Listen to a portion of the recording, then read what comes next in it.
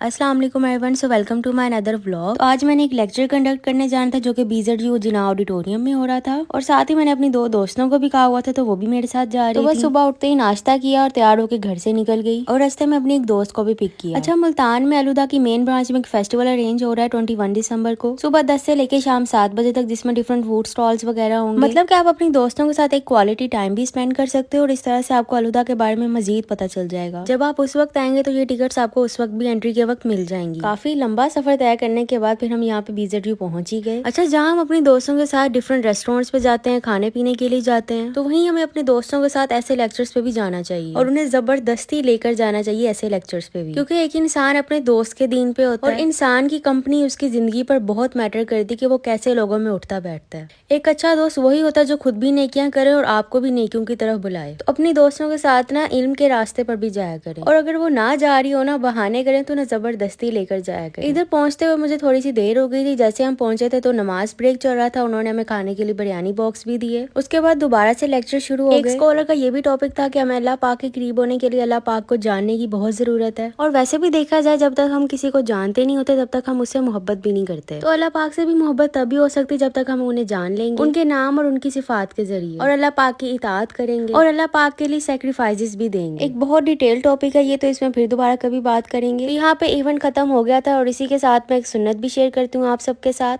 मुस्कुराना सिर्फ हमारे चेहरे की रौनक नहीं बढ़ाता, बल्कि ये हमारे नबी पाक सल्लल्लाहु अलैहि वसल्लम की सुन्नत भी है। जब आप बिला वजह किसी को देख के मुस्कुराते हैं ना, तो अगला बंदा अगर टेंशन में भी हो ना तो उसका दिल हल्का हो जाता है और एक दूसरे के साथ ताल्लुकात भी अच्छे होते हैं। और असल मुस्कुराना तो ये कि आपके साथ किसी ने ज्यादती भी किया ना, आप तब भी मुस्कुराओ। लेकिन अमूमन हमारा ये रवैया होता है, हम कहते हैं कि हमें कौन सा सुख मिले जो हम मुस्कुराएं, जबकि हमारे नबी पाक सल्लल्लाहु अलैहि वसल्लम का ये रवैया नहीं था। ये बात याद रखिएगा कि मुस्कुराना और हंसने में बहुत फर्क होता है। यहाँ पे सिर्फ मुस्कुराने की बात हो रही जो कि लाइट सी स्माइल होती है, ना कि कह के लगाकर हंसने की। तो बस आज से ही ना हमने इस सुन्नत पर अमल करना है, और इस सुन्नत का आगाज ना अपने घर में वालिदैन से करना। हाँ, लेकिन यहाँ पे लड़कियों को नॉन महरम्स के सामने ऐसा कुछ नहीं कहा कि वो ना महरम के आगे मुस्कुराएं। अच्छा, हम दोस्तों की ना ये आदत है कि हमने पैसे लगाए बगैर तो घर वापस जाना ही नहीं है। तो बस इवेंट के बाद कुछ मीठा खाने का दिल कर रहा था तो हम यहाँ पे क्रेविंग्स पे आ गए, और इन्होंने साथ साथ सिटिंग एरिया भी बनाया तो हम वहीं चले गए। लेकिन जो सिटिंग एरिया बनाया ना, उसके लिए जो सीढ़ियां है ना, बहुत ही खतरनाक थी भाई। तो मेरी क्रेविंग से दरख्वास्त है कि अपनी सीढ़ियों पर भी तवज्जो दे, और इतनी खतरनाक सीढ़ियां बनाएंगे तो एक दफा जाने के बाद दोबारा कोई नहीं जाएगा ऊपर। खैर, यहाँ पे हमने इनका मैटिल्डा केक और ड्रीम केक ट्राई किया था। ड्रीम केक से ज्यादा अच्छा इनका मैटिल्डा केक था, लेकिन बस इतना ही अच्छा था कि एक बार खा लिया ठीक है, बार बार क्रेविंग नहीं होगी। मेरी दोस्त ने इनकी लाटें भी ली थी। ओह सॉरी, मेरा मतलब था कि लाटें। और मुझे ये सिंपल एक कॉफी लगी जो हम घर में भी बना सकते हैं, बल्कि इससे अच्छी बना सकते हैं।